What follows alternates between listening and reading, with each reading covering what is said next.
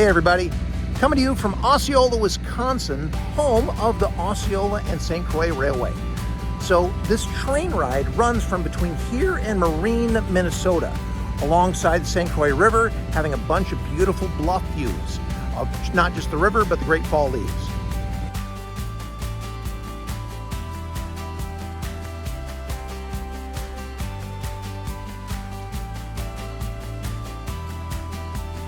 This train ride starts in Osceola and runs alongside the St. Croix River on the Wisconsin side until it crosses the river into Minnesota and ends in William O'Brien State Park. There, the engine gets moved around to the other side of the train and you head on back. While planning my trip, I studied these maps of the train ride and envisioned watching the river as the train wound through the river valley. As I settled into my seat, however, this is the actual view out the window. Yes, the river's there, and you can see it now and again, but the reality is that the trees block most of the view, and you're treated to more of a countryside view than a river view. But there's nothing wrong with that. And besides, the main thing is, you're on a train. That means that if you can manage to peel yourself away from the window occasionally, you get to check out different types of train cars outfitted in different ways.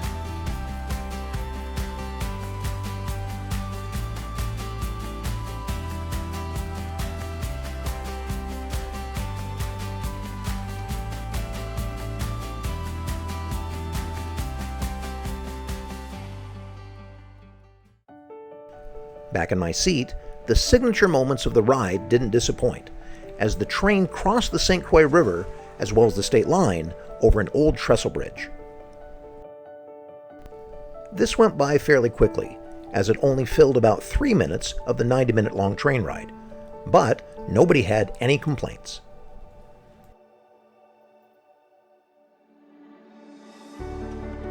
Most of the ride, however, was more full of quiet views that ran into each other, leaving me with plenty of time on my hands, some of which I used to reread through one of my favorite thoughts by Gordon B. Hinckley.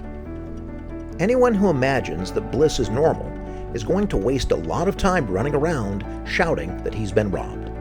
Most putts don't drop. Most beef is tough. Most children grow up to be just people. Most successful marriages require a high degree of mutual toleration. Most jobs are more often dull than otherwise. Life is like an old-time rail journey.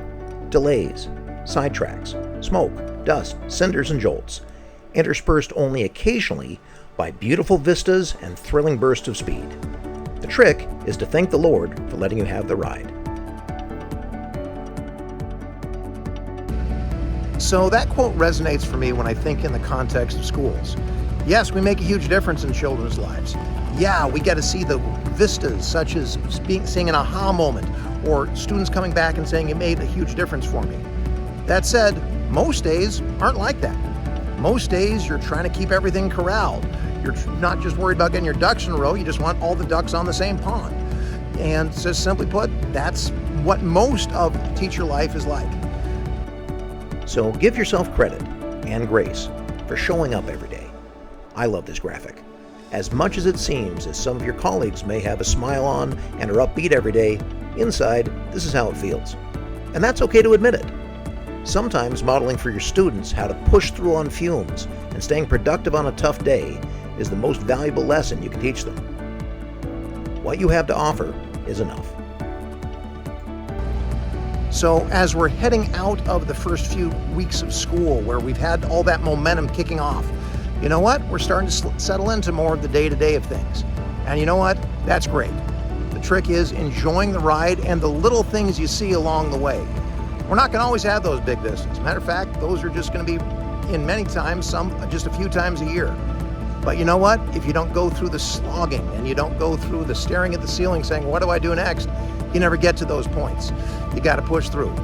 So, hey, here's a shout out to you.